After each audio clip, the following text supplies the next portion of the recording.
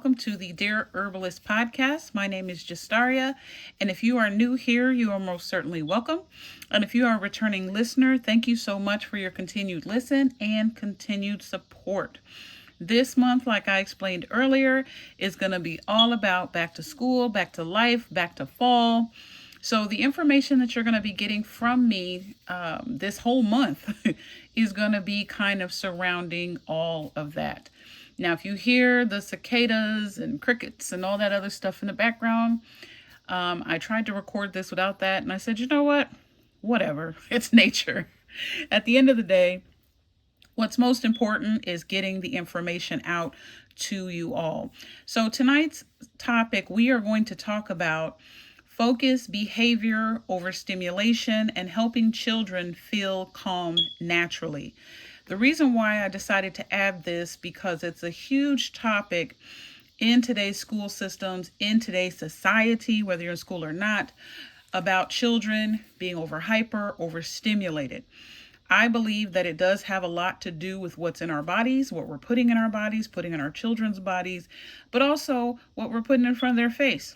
Screen times, technology age, a lot of stuff has changed the way that we do things, and therefore our body has to make a lot of adaptations to how it responds to the environment that we are in. So, with focus, behavior, overstimulation, and helping children feel calm naturally, I want to approach this conversation just a little differently from how other people are approaching it. Because when you have a parent that comes to you as an herbalist and they say, you know, what herb do you got for my child? They can't sit still. They're always bouncing off the walls. They can't concentrate or focus. They're moody or they're irritable. Or they could say, my child can't wind down at night. I'm having trouble getting them to sit their butt down, you know. Our first response as herbalists should not automatically be, well, you can use this herb for that, right? As herbalists, we have to become better observers because behavior is communication in and of itself. And so sometimes what looks like a focus problem is actually an exhausted nervous system. And sometimes what looks like hyperactivity is actually overstimulation.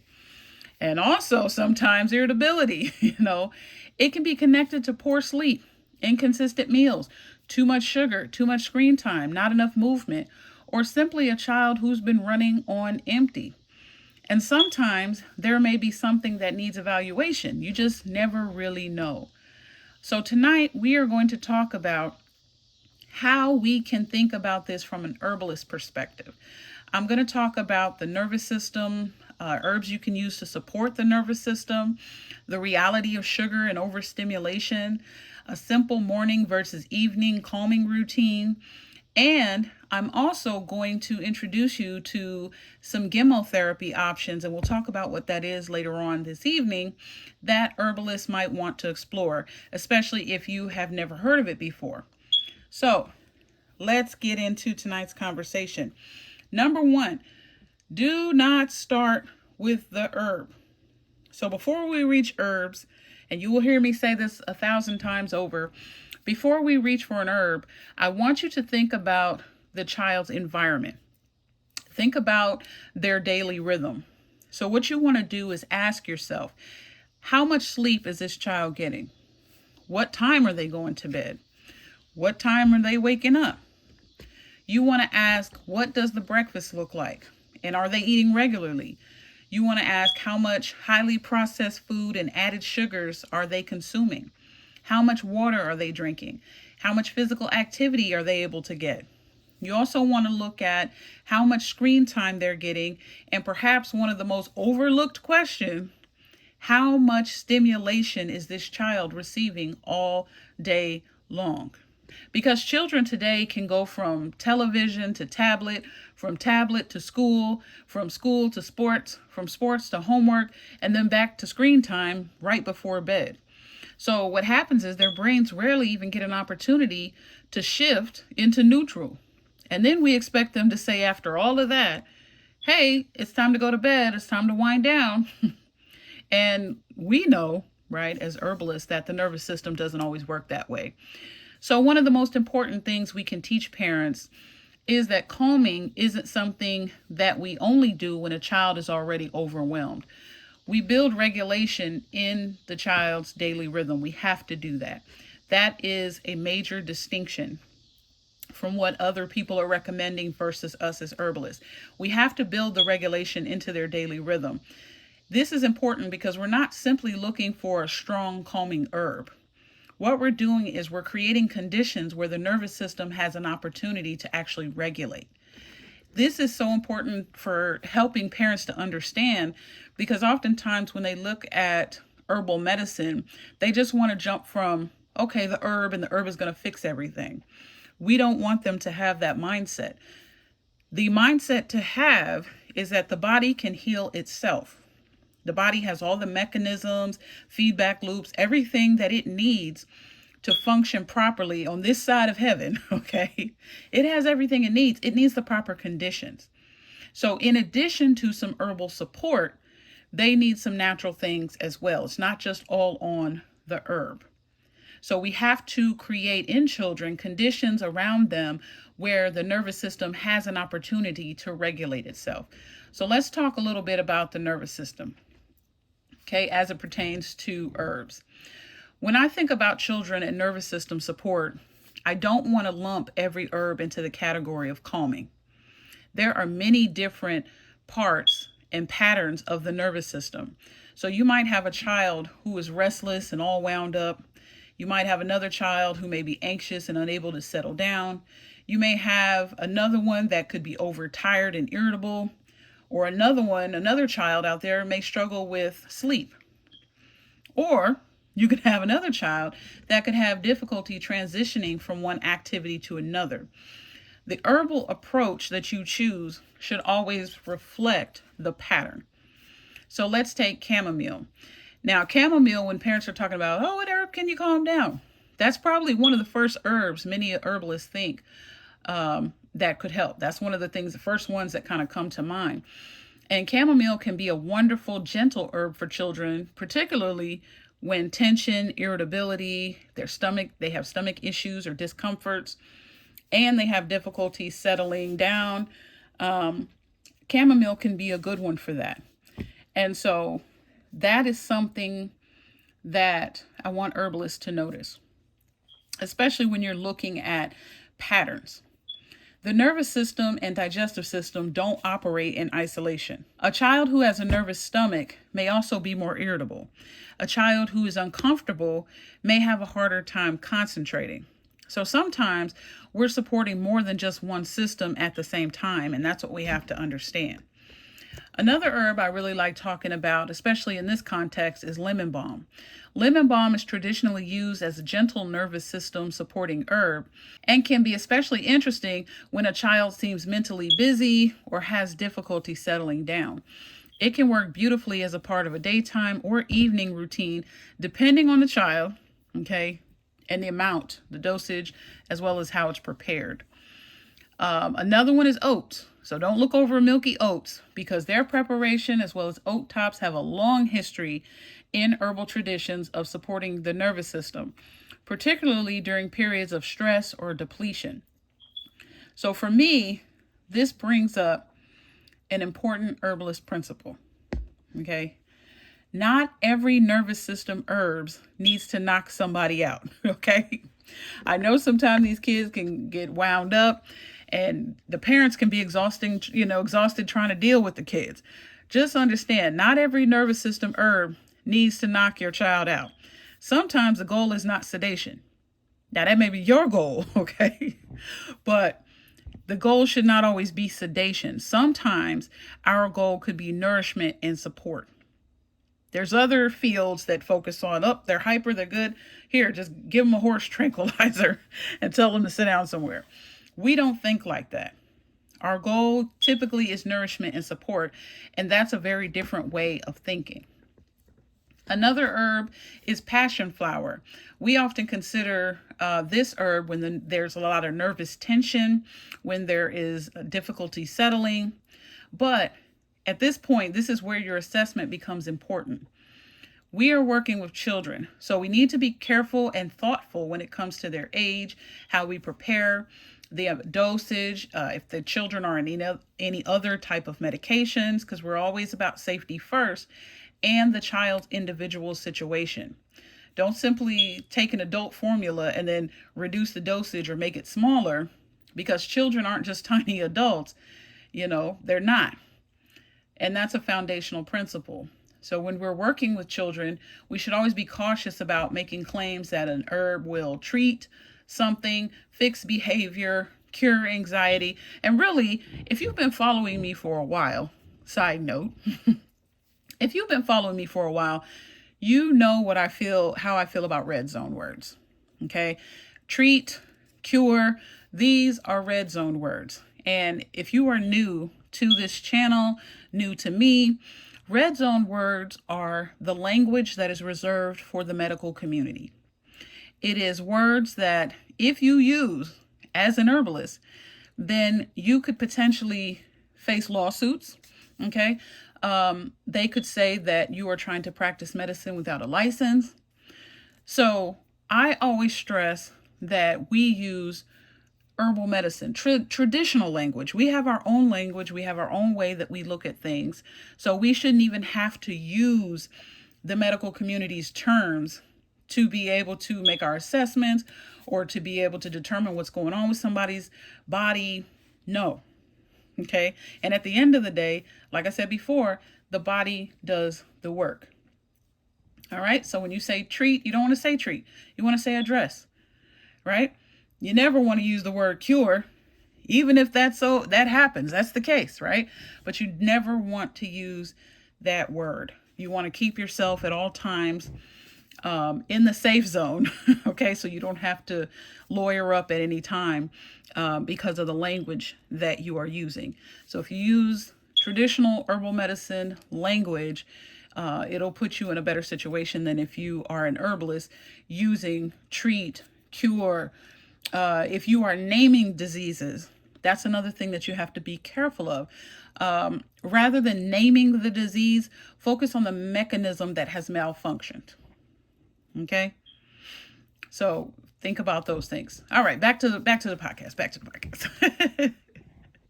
So again, we're not treating ADHD. We're not curing anxiety, right? We don't want to use those words. All right, that's not what we're doing. What we are talking about here is supporting normal nervous system function while recognizing when a child needs further assessment. That is what we are doing. So let's look at sugar, food, and overstimulation. Now, these are some things that parents and even herbalists sometimes often disagree about, and that's sugar. Does sugar automatically cause ADHD or hyperactivity? And the answer is more complicated than the internet often makes it sound. So we shouldn't just say, well, sugar causes ADHD, right? But we also shouldn't ignore the overall dietary pattern and the impacts that sugar has on the body. Because there is a difference between saying sugar causes your child's behavior and saying, let's look at what happens when a child's eating a lot of highly processed foods, drinking sugary beverages, skipping balanced meals, and experiencing large swings in energy throughout the day. Now, when you hear that, that is much more, that's more of a responsible conversation, I should say. But then there's another piece. Overstimulation can look like hyperactivity. I'll say that again. Overstimulation can look like hyperactivity. So think about a child who's been exposed to bright screens, fast-paced videos, constant notification, loud environments, sugary snacks, and very little downtime. Then they're expected to sit quietly and focus. Sometimes when this happens, the nervous system is just saying, look, I done had enough. So I'm done. I'm cooked, as these kids say. So rather than asking only what herb can calm this child down, ask what can we remove from this child's environment that is keeping the nervous system activated. That is herbalism with a bigger lens. We're looking at the entire person. We're looking at food that they eat, how much sleep, or if any at all, movement that they're getting. Are they hydrated? The environment around them, emotional stress. That's another one with these kids in schools and in other areas and other environments. Emotional stress, right? Routine. So when you look at the entire person and their environment, then the herbs become one piece of the picture, not the entire picture. So let me give you a daily calming routine. Let me make this practical. So, if I were teaching parents a basic nervous system supportive routine, I would honestly divide it into two sections: a morning support and an evening support, because the goal is not to make the child sleepy all day. And again, I know some parents out there, listen, they rather have Freddie in the bed all day, not jumping around while they're trying to focus and do what they got to do. But that's really not the goal. We want the morning to support steady energy and focus. And in the evening, the goal should be to support transition and relaxation. Excuse me. Try having a gas bubble coming up your throat while you're trying to swallow at the same time. That's exactly what just happened to me. Crazy. Anyway, back to focus. So let's start with the morning. What I want you to do is start with hydration. After that, a balanced breakfast rather than just sending your child to school fueled primarily by sugar. And to be honest, in some of these schools, you better off feeding them at home, because even some of these school breakfasts, lunches, and all that is just kind of like, a little sketchy. I don't know how nutritious it is. It's supposed to be, but I question it sometimes. So when you're thinking about the balanced breakfast, think about protein, healthy fats, fiber. Think about whole foods. Then we can consider a gentle herbal infusion that is appropriate for the child's age and individual needs. So for example, depending on the child and the situation, lemon balm or chamomile may be considered. Now, in the mornings, obviously, you have to be careful in terms of how much, right? But the morning routine is adding that to the morning routine, is very important. The morning routine should also include movement. This is important because children are designed to move. So even for 5 or 10 minutes of stretching, walking, dancing, jumping, or even outdoor movement can help create a transition into the day. And then we have something that I think is really, really, really important. Please, if you don't remember nothing else that I said, remember this. Do not overload the morning. The goal isn't to give a child 6 supplements, 3 tinctures, a tea, and a complicated protocol, okay? That is not something that anyone would stick to for the long term, let alone the children. So you want to keep it simple. Hydration, food, movement, predictability, and then targeted herbal support when appropriate. Now let's shift gears into the evening. The evening routine should communicate to the nervous system we're slowing down. That should be the biggest understanding that the body has based on your routine. So as you're slowing down, lower the lights, reduce stimulating screens, take a warm bath or shower, read, stretch, practice slow breathing. And this is where the calming herbs can come in and fit beautifully. Chamomile tea is one example. Lemon balm, of course, is another one. But again, like I said before, the goal is not to sedate the child. We're creating predictable cues in the body that's saying the day is ending. And that's powerful because children thrive on rhythm. If you don't believe me, go into some homes, go into some group homes where you find children that are hyper excited. They're just so unsure of the rhythms that are around them because they've had to make so many adjustments, so many changes. There was never a steady rhythm.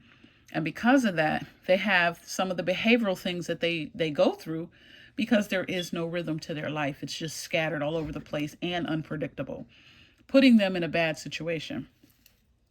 Now, let's talk about something really quickly that I want to include in tonight's talk, and that's chemotherapy. Now, this is something that I haven't at least spoke about before in detail, but for herbalists who are not familiar with it, chemotherapy is a form of botanical preparation that traditionally works with embryonic plant tissues. So it's like the plant stem cells, right? And it's buds, it's young shoots, and these preparations are often made as, they call it glycerated macerates, meaning that it's in a glycerin, they kind of crunch it down a lot to to kind of give it this, and it has a really good sweet taste. I think that's the glycerin, really. But there are herbalists who incorporate chemotherapy into protocols for nervous system support, for sleep, for stress, in other areas. And it's simple to use. I often get it online. Okay. You put several drops in some water, you drink it, and you go from there. Okay. So use chemotherapy, do some of your own research on it, because it is used a lot, really more so in Europe than here. Okay, let me just be honest. And when I say here, I mean the United States.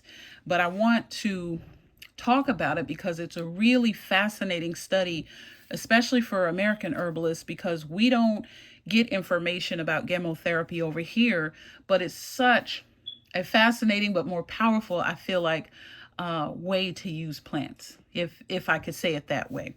So let's look at some of the chemotherapy remedies that herbalists commonly encounter in discussions around supporting the nervous system. One is called the silver linden.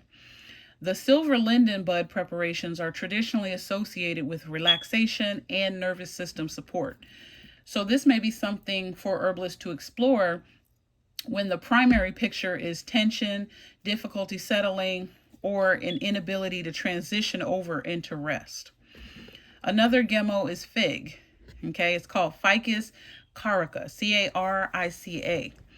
Fig bud preparations are traditionally used in chemotherapy protocols involving stress, digestive, nervous system type patterns.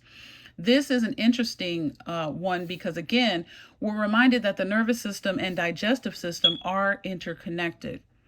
And so this is one of those preparations that you may have when you have children that also have the stomach aches as well as the nervous mind, those type of things.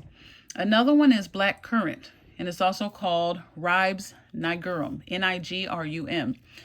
Black currant bud preparations are often discussed more broadly for their systemic and inflammatory support traditions rather than just a calming remedy.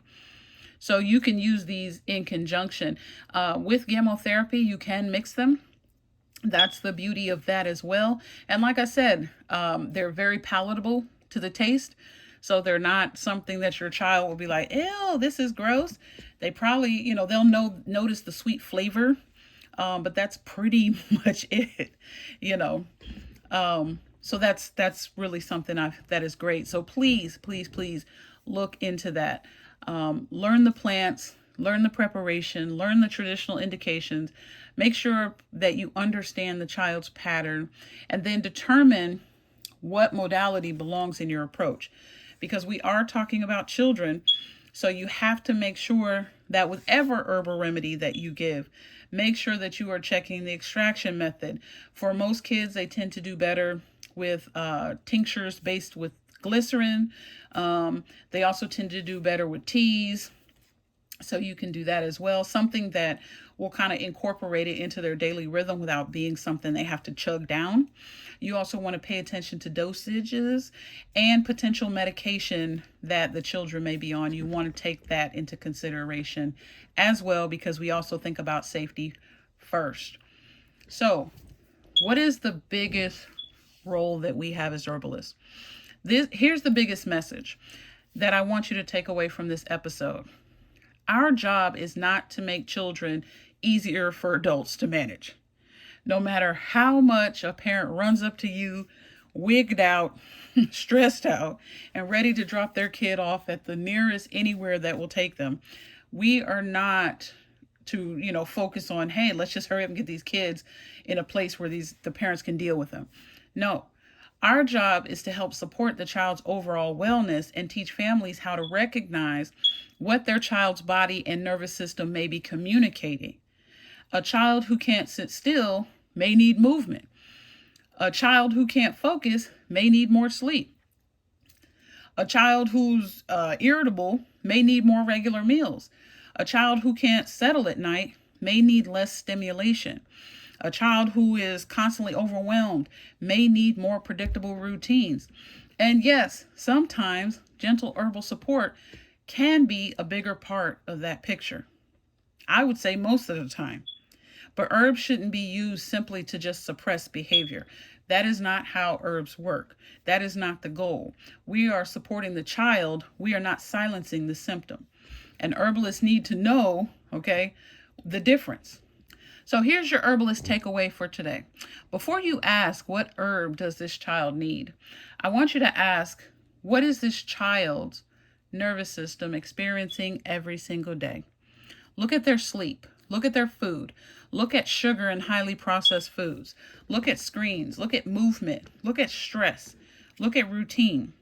Then look at your herbs. Consider chamomile, lemon balm, oat, passion flower. Consider the gemmos, right? Gemotherapy. Explore other preparations such as the Tilia tomentosa, or Ficus carica, while remembering that the evidence base is limited. No. The goal is not to sedate the child. The goal is a supported, regulated, and nourished child. And that is a much more powerful conversation to have than it is to just make sure your child, like I said 1,000 times before, go off to sleep. If you like what you heard, please like, share, and subscribe. Follow me on all of my social media sites at The Demystified Herbalist. Until next time, keep learning, keep questioning, and keep helping people understand that herbalism isn't just about knowing plants. It's about knowing people. And with that, family, I'm out.